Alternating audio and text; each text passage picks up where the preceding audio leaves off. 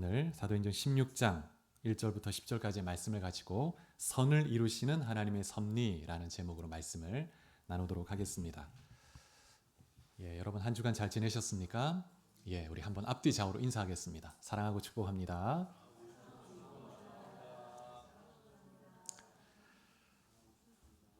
지난주에 예루살렘 총회의 내용을 우리가 살펴보았습니다.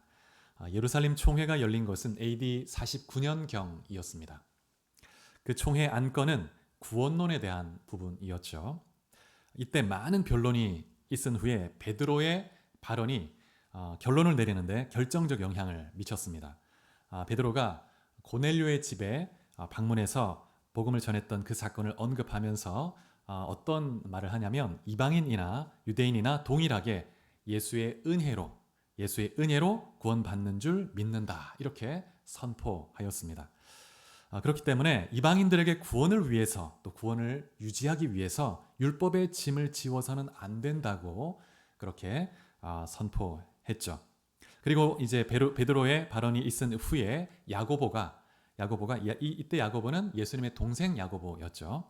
야고보서를 쓴 야고보인데 구약 아모스 9장을 인용하면서 말씀을 가지고 최종 모든 결론을 정리하는 것을 우리가 볼 수 있었습니다. 사실 이 베드로가 총회에서 이방인의 구원에 대한 이 고넬료에 대한 이 보고를 한 것은 사도행전 11장에 나옵니다. 11장에 보면 이미 그때 고넬료의 회심을 보고했었습니다. 그때는 이방인도 구원을 받을 수 있다는 결정을 했죠. 근데 사도행전 15장에서의 총회에서는 이방인이 구원을 받는다면 어떻게 구원을 받는 것인가? 오직 믿음으로, 하나님의 은혜에 의하여 믿음으로 구원받는다는 사실을 이제 확정한 것이죠. 그래서 예루살렘 총회를 통해서 이제 유대인이나 이방인 할 것 없이 누구나 하나님의 은혜에 의해서 믿음으로 구원받는다고 하는 이 이신칭의 복음이 이제 최종적으로 확정이 된 것입니다. 그래서 이방 선교의 문이 활짝 열리게 된 것이죠. 본격적으로 이제 안디옥 교회가 이제 마음 편하게 자유롭게 복음을 전할 수 있는 기반이 마련된 것입니다. 15장 그 마지막 부분을 좀 보면 22절부터 29절에 보면 예루살렘 총회에서 사도들이 모두 함께 결의한 그 내용을 편지로 작성을 하죠. 그 편지 핵심 내용이 뭐냐면 믿음 이외에 어떤 율법적 짐을 지워서는 안 된다 하는 것. 그렇지만 유대인들이 혐오하는 네 가지에 대해서는 이방인들이 멀리하도록 권면하는 그런 요청의 내용이 들어가 있습니다. 그래서 유대인들에게 걸림이 되지 않도록 그들을 배려해달라는 그런 요청이 들어가 있는 거죠. 그래서 이 총회가 이 편지 내용을 작성을 해서 바울과 바나바의 편에 보내는 것을 볼 수가 있습니다. 이 총회 이 결정의 과정을 보면 이 모든 처리 과정이 성령의 역사 가운데 말씀에 근거해서 아주 신중하게 이루어진 것임을 우리가 볼 수가 있었습니다. 총회는 이 결정이 안디옥 교회와 이방인 교회에서 적절히 시행되게 하기 위해서 이 편지 내용 가운데 바울과 바나바의 권위를 세워주는 것을 볼 수가 있습니다. 이제 바울과 바나바가 이 편지를 가지고 가서 이제 교회 가운데 낭독하고 그 내용대로 이제 실행을 해야 되는데 이 총회가 바울과 바나바의 권위를 세워주기 위해서 25절, 26절에 보면 바울과 바나바에 대해서 이렇게 언급합니다. 예수 그리스도의 이름을 위하여 생명을 아끼지 않는 자, 이런 표현을 하고 있죠. 그리고 우리가 사랑하는 자이다. 예루살렘 총회가 바울과 바나바를 얼마나 존귀 여기는지 그렇게 알려주고 있죠.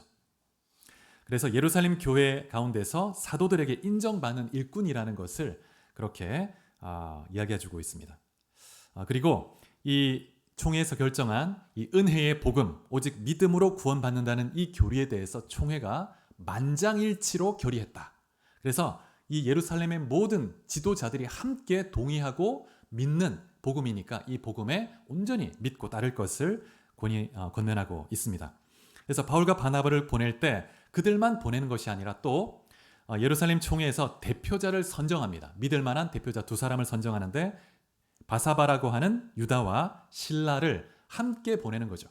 그래서 바울과 바나바의 권위를 더 힘있게 실어주는 것입니다. 그래서 예루살렘 총회가 이제 바울과 바나바를 지지하고 있으니까 안디옥 교회뿐만 아니라 온 이방 교회는 이 바울과 바나바가 전하는 이 복음에 대해서 순종하고 믿고 그 다음에 하나님을 온전히 섬길 것을 이렇게 권면한 것을 볼 수가 있습니다. 그래서 30절, 15장 30절에 보면 이 공식 편지를 이제 안디옥 교회 모든 성도들 앞에 공포하게 됩니다.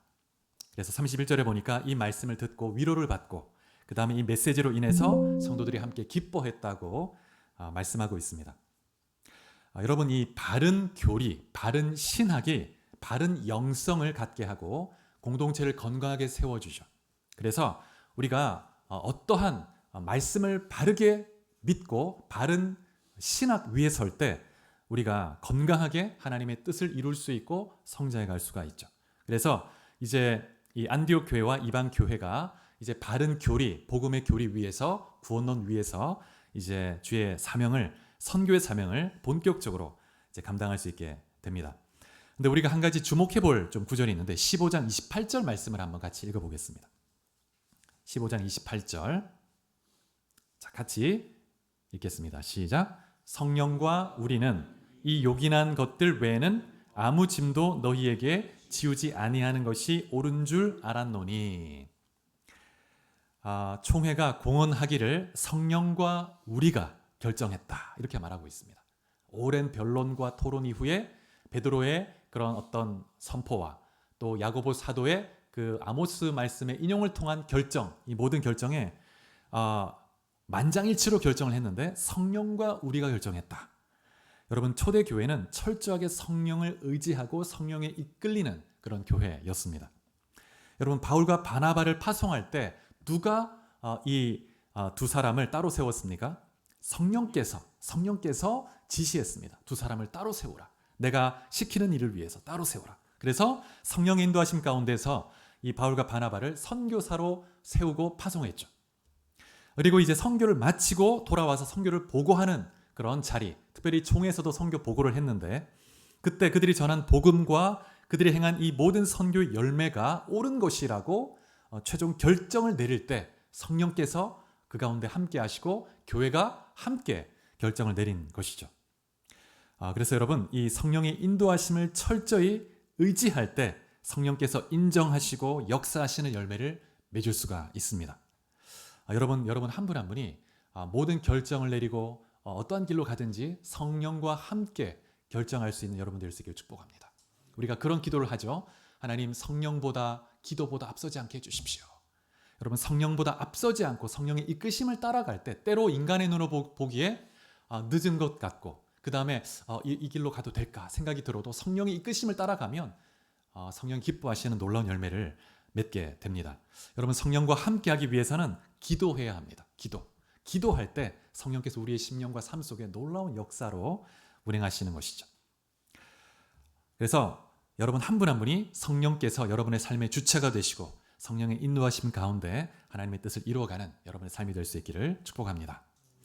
15장 33절에 보면 유다와 실라가 안디옥에 얼마간 머물다가 다시 이제 예루살렘으로 돌아가게 되죠.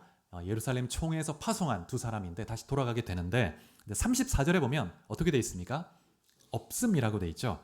이게 어떤 뜻이냐면 그 성경 원본에는 빠져 있는데 그런데 후대 사본에 의하면 34절이 추가되어 있습니다. 후대 사본, 더 이후에 쓰여진 그 성경 사본을 볼 때 추가된 어떤 구절이나 단어가 있을 때는 더 후대 사본으로 봅니다. 그래서 더 오래된 사본일수록 더 원본에 가깝다고 보는 거죠. 후대로 갈수록 더 추가될 가능성이 많지 않습니까? 그래서 원래 고대 그 오래된 사본에는 이 구절이 빠져 있는데 후대 사본에는 들어가 있습니다. 그 내용은 뭐냐면 신라는 그들과 함께 유하기를 작정하고 하는 것입니다. 그래서 34절에 이 추가된 그 후대 사본을 참고해 볼 때 총에서 파송받았던 유다와 신라 중에서 유다는 다시 돌아가게 되는데 신라는 그곳에 남게 됩니다. 아마도 사도 바울이 은밀히 요청하지 않았나 이런 생각이 듭니다. 그래서 함께 우리가 저 이방 땅의 복음을 전하는 일에 함께 합시다. 근데 신라가 기도하면서 그 이방 땅 가운데 복음을 전하는 일에 함께 하기로 결정한 것 같습니다. 그래서 신라가 안디옥에 남아서 함께 이 바울의 2차 선교 여행팀에 합류해서 유럽의 복음을 전하는데 첫 그 일원의 팀원이 된 것이죠. 36절 이후를 보면 우리가 잘 아는 내용이 나오는데 이제 선교 여행을 떠날 때 한 가지 문제가 발생하는데 마가를 1차 선교 여행 때 도중에 중도 하차하고 도망가 버렸던 이 마가를 데리고 갈 것인가 말 것인가에 대해서 이 바울과 바나바가 아주 심하게 다투게 됩니다. 그래서 정말 심하게 다투었다고 심이라는 단어를 쓰고 있죠. 그래서 이 마가에 대해서 서로의 관점이 조정이 안 되는 거예요. 아무리 대화를 해도 서로 격렬하게 다툼만 일어났습니다. 결국 이제 각자의 길로 가게 되죠. 이 사도들이라고 이제 불리는 이 두 사람, 정말 성숙한 사람이죠. 성령에 충만하고 그런 사람이라 할지라도 갈등이 일어날 수 있다는 걸 우리가 보게 되는데, 성경에서 왜 이 본문을 기록했을까? 어쩌면 부정적인 일이죠. 하나님께서 그들로 하여금 갈등이 일어나도록 만드신 것이 아니고 그들 안에 연약함이죠. 사도들이라 할지라도 연약함이 있기 때문에 그들이 하나 되기가 힘든 부분이 있었던 것입니다. 이 바나바의 입장에서 생각해 보면 이 마가는 어떤 면에서 자신의 조카이기도 하고 그 다음에 마가에게 두 번째 기회를 주고 싶은 거예요. 그래서 마가가 회복되고 잘 성장하면 믿음의 일꾼이 될 수 있다고 기대했기 때문에 마가를 포기할 수가 없었던 것입니다. 그리고 바나바는 사람을 세우는 은사를 가진 사람입니다. 그 이름의 뜻도 위로의 아들이란 뜻이 있습니다. 그래서 항상 사람을 격려하고 위로하고 또 세우고 양육하고 그런 사람이었죠. 그래서 바울이 회심했을 때도 예루살렘 교회가 바울을 믿지 못했습니다. 이전에 예수 믿는 사람을 감옥에 가두고 죽이고 이랬던 사람이기 때문에 믿지 못했을 때 바나바가 이 바울을 예루살렘 교회에 추천하고 그 다음에 중재하는 역할을 해서 바울을 예루살렘 교회가 받아들일 수 있었죠. 그래서 이제 바나바가 이제 이 마가도 과거에는 실수를 했지만 그가 다시 또 회복되고 하나님 일꾼으로 쓰임 받을 수 있다. 그러니 같이 데리고 갑시다. 이렇게 강하게 요청했지만 바울이 허락하지 않는 거예요. 바울 같은 경우에는 사명을 감당하는 데 있어서 강한 책임감과 헌신을 더 요구하는 그런 사람이었습니다. 그래서 사역에 있어서 엄격한 헌신을 더 요구하는, 또 자신도 그렇게 생명을 다하기까지 헌신했던 사람이었죠. 그래서 바울의 입장에서는 1차 선교여행 도중에 중단하차하고 도망갔던 이 마가가 또 다음 선교 여행 때 또 도중에 또 도망가면 어떡하냐. 우리 팀에 어려움을 줄 수 있다. 그래서 갈 수가 없다. 이렇게 판단한 것이죠. 더군다나 이 선교 여행을 하는 도중에 여러 가지 위험의 일이 있을 수 있고 이 생명의 위협도 이렇게 경험할 수가 있기 때문에 마가가 또 힘들면 우리 팀 전체가 어려워질 수 있다. 이렇게 판단한 것이죠. 그래서 이제 이 바나바와 바울이 서로 하나가 되지 못하고 이제 갈라서게 됩니다. 바나바는 한 영혼을 품고 세우는 그것에 초점을 두었다면 바울 같은 경우에는 땅끝까지 복음을 증거해야 되는 이 사명에 더 무게를 두고 나아갔던 것입니다. 근데 오늘 본문에 보면 성경에서 이 두 사람 가운데 누가 더 옳은 선택을 했는지에 대해서 말하지 않습니다. 사명에 충실했던 바울이 더 옳았는지, 아니면 한 영혼을 세우기 위해서 포기하지 않았던 바나바가 더 옳았는지, 오늘 본문에서는 누구의 손을 이렇게 들어주지 않습니다. 그냥 두 사람의 갈등을 있는 그대로 기록하는 것이죠. 성경에 보면 우리가 좀 보기에 좀 껄끄러운 그런 장면들도 그대로 기록해주고 있습니다. 인간의 그 연약한 모습을 그대로 보여줍니다. 그러면서 하나님의 그 신실한 인도하심, 섭리 역사를 보여주죠. 이들의 갈등은 인간의 연약함에도 불구하고 하나님은 그 갈등의 상황 속에서 선을 이루어 가신다는 것을 보여줍니다. 이 바울은 신라와 함께 2차 선교 여행을 떠나면서 유럽에까지 가서 복음을 증거하게 됩니다. 역사적인 발걸음을 내딛게 되죠. 그래서 유럽에도 교회가 세워지는 놀라운 도구로 이 바울과 신라가 쓰임받게 됩니다. 반면에 바나바는 마가 그 한 영혼, 그 조카를 위해서 어떤 면에서 그 인생을 참 헌신했죠. 그래서 고향으로 가서 그 마가를 잘 양육하고 훈련시키고 마침내 마가가 하나님의 놀라운 일꾼으로 성장하게 되고, 또 우리가 아는 것처럼 마가가 마가복음을 기록하게 되죠. 이 마가복음이 얼마나 많은 영혼을 깨우는지 모릅니다. 정말 역사상 놀라운 그런 많은 영혼을 깨우는, 변화시키는 그런 도구로 쓰임을 받게 되죠. 그래서 마가가 나중에 또 바울의 동력자로 또 인정받고 바울의 동력자로서도 또 쓰임을 받게 됩니다. 그래서 참 보면 구브로로 갔던 바나바의 선택도 틀리지 않았고 바울의 선택도 틀리지 않았습니다. 그들이 갈등했지만 어쩌면 더 아름다운 그림이 또 하나님의 인도하심이 있었을지 모르겠습니다. 그러나 그들이 연약함으로 비록 갈라서긴 했지만 하나님이 또 선을 이루셔서 그 선택대로 하나님이 놀라운 일을 이루시게 됩니다. 로마서 8장 28절 한번 찾아보시겠습니다. 로마서 8장 28절. 우리가 잘 아는 말씀인데요. 우리 같이 한번 우리가 봉독해 보겠습니다. 시작. 우리가 알거니와 하나님을 사랑하는 자, 곧 그의 뜻대로 부르심을 입은 자들에게는 모든 것이 합력하여 선을 이루느니라. 예, 하나님은 우리의 실수와 우리의 실패에도 불구하고 하나님의 뜻과 계획과 선을 이루어 가십니다. 그래서 이 바울과 바나바가 갈등으로 갈라서긴 했지만 그들이 다른 선택을 했지만 결국 하나님의 크고 선한 계획이라는 큰 퍼즐 안에서 이 두 사람이 각각의 조각을 형성한 거예요. 하나님의 큰 퍼즐 안에서 각각의 조각을 형성해서 하나님의 뜻을 이루었습니다. 여러분, 우리가 때로 잘못된 선택을 할 수도 있고 넘어질 수 있지만 우리 연약함에도 불구하고 하나님이 일하시고 역사하신다는 것을 믿으시기 바랍니다. 그래서 여러분 한 사람 한 사람 정말 주님이 붙들고 계시고 주님의 길로 인도하십니다. 정말 우리가 하나님의 정말 선하심을 믿고 의뢰하며 주님을 찾고 구하기만 한다면 그러면 하나님은 여러분의 삶 속에 어떠한 상황 속에서든 선을 이루어 가실 것입니다. 자, 그러면 이제 우리가 16장 2차 선교 여행을 한번 좀 보겠습니다. 2차 선교 여행을 떠나게 된 동기가 15장 36절에 나와 있죠. 1차 선교 여행 때 세워진 교회와 성도들을 방문해서 그들을 격려하고 믿음을 더 견고히 세워주기 위해서 1차 선교 여행지를 방문하는 것이 첫 번째 목적이었습니다. 그래서 바울이 신라와 함께 수리아와 길리기아 지역을 통과해서 이렇게 1차 선교 여행지를 방문하게 됩니다. 1절에 보면 더베와 루스드라 1차 선교 여행지였죠. 그곳을 재차 방문합니다. 그래서 그곳에서 성도들을 만나보고 독려하고 격려하고 믿음을 견고히 세워주는 것을 볼 수 있습니다. 근데 루스드라에서 바울이 아주 특별한 동력자를 만나게 되는데 바로 디모데입니다.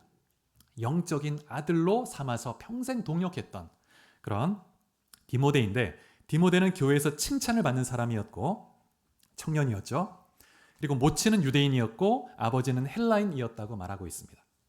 그래서 이 바울이 마가를 함께 데리고 가지 않았는데 하나님께서 또 다르게 하나님이 준비한 그릇이 있었던 거예요. 그래서 디모데를 하나님이 붙여주셔서 동력할 수 있도록 했던 것입니다. 3절에 보면 바울이 디모데를 전도 여행팀에 합류시켜서 이제 데리고 떠나는데 그때 할례를 행하게 했다고 말하고 있습니다. 바울 같은 경우에는 유대인들이 할례를 강조할 때 아주 강하게 반대했던 사람이죠. 그래서 갈라디아서, 로마서에서 할례가 구원의 필수 조건이 아니라는 것을 무수히 강조하고 반대했습니다. 그럼에도 불구하고 디모데에게 할례를 시행하게 한 이유가 뭐냐면 유대인들에게 복음을 증거할 때 방해가 되지 않게 하기 위해서. 이 디모데 같은 경우에는 유대인이기 때문에 어머니가 유대인이죠. 그래서 유대인이기 때문에 그래서 할례를 행하지 않게 되면 유대인들에게 가서 복음을 전할 때 걸림이 되는 거예요. 그래서 할례를 행하도록 했습니다. 그리고 그 루스드라에 있는 유대인들에게도 또 걸림이 되지 않게 하기 위해서 이 할례를 행하게 한 것이죠. 여러분 우리가 전도할 때 문화적 민감성을 가지는 것이 참 중요합니다. 여러분 복음은 본질적으로 모든 문화와 시대를 초월해서 영원한 진리이죠. 영원한 진리입니다. 근데 복음이 전해지는 그 대상의 배경에 따라서 유연하게 접근될 필요가 있겠죠. 나이가 많은 세대 혹은 또 젊은 세대이냐 또 어떤 문화, 어떤 언어권에 있느냐에 따라서 우리는 접근법이 다를 수 있어야 합니다. 그런 민감성이 있어야 되는 것이죠. 그래서 이거는 타협이 아니고 복음의 타협이 아니고 그 사람들의 문화를 존중하는 그런 지혜이고 때로는 복음을 또 효과적으로 전할 수 있는 전략이기도 한 것입니다. 그래서 문화적 전략이 너무나 중요하죠. 근데 이때 이 문화적 민감성을 가지고 복음을 전할 때 그때 성령의 지혜가 필요합니다. 성령의 인도하심을 구해야 되겠죠. 성령의 지혜와 또 거룩한 하나님의 방법을 따라서 우리가 복음을 전할 필요가 있습니다. 그래서 우리의 목표는 뭐냐면 복음의 진리를 타협하지 않으면서 또 거룩을 잃어버리지 않으면서도 복음이 그 대상에게 효과적으로 증거될 수 있게 하는 것. 얼마나 지혜가 필요하겠습니까? 우리의 지혜가 아니고 성령의 지혜가 필요합니다. 그래서 우리가 정말 이 거룩을 또 잃어버리지 않는 것이 참 중요하죠. 예를 들자면 정말 예수를 믿지 않는데 술을 좋아하는 친구가 있다. 그럼 그 친구를 전도하기 위해서 같이 술을 마시면서 전도해야 될까요? 그게 하나님의 방법이 아니죠.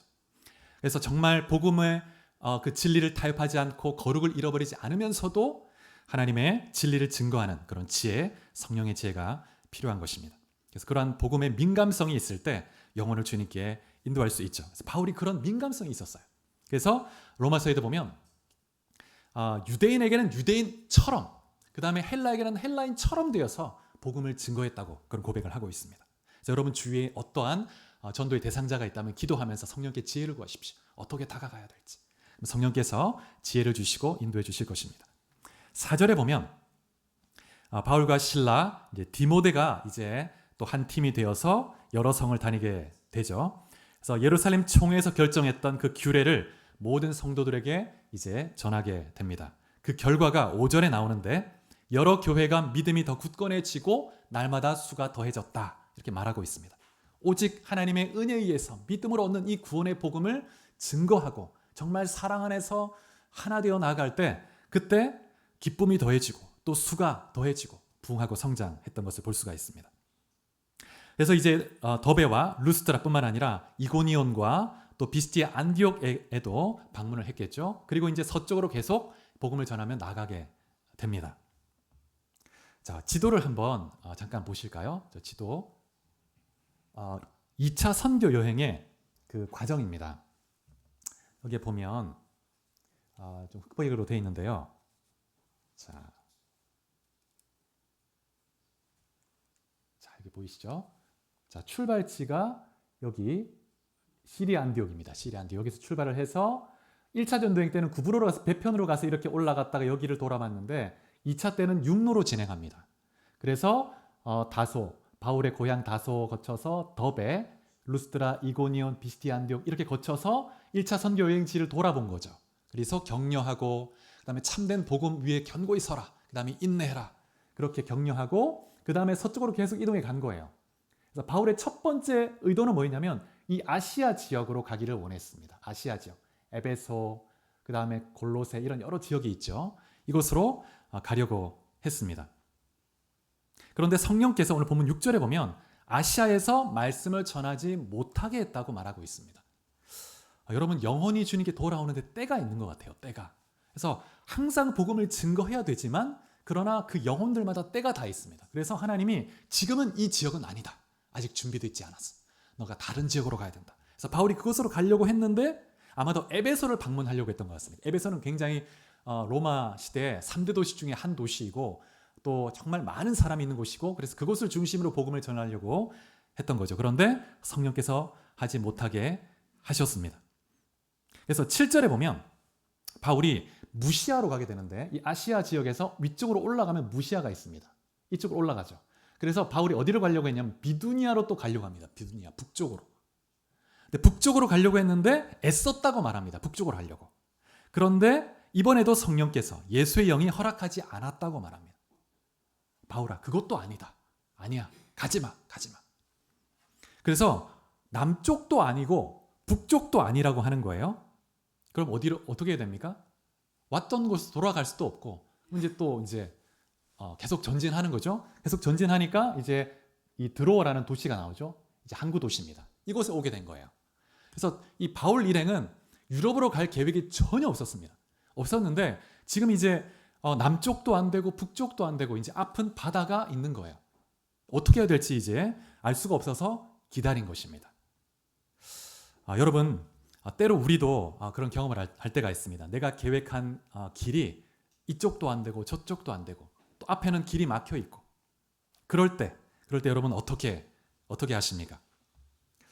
우리가 길이 막혀 있을 때는 기다리면 돼요. 기다리고 하나님의 뜻을 구하면 됩니다. 그리고 하나님이 길을 열어주시는 방향으로 가면 됩니다. 때로는 우리가 믿음으로 막힌 담을 뚫어 가야 될 때가 있습니다. 그 담을 무너뜨리고 뚫어 가야 될 때가 있지만 때로 하나님이 열어주시는 방향으로 돌아갈 때도 있습니다.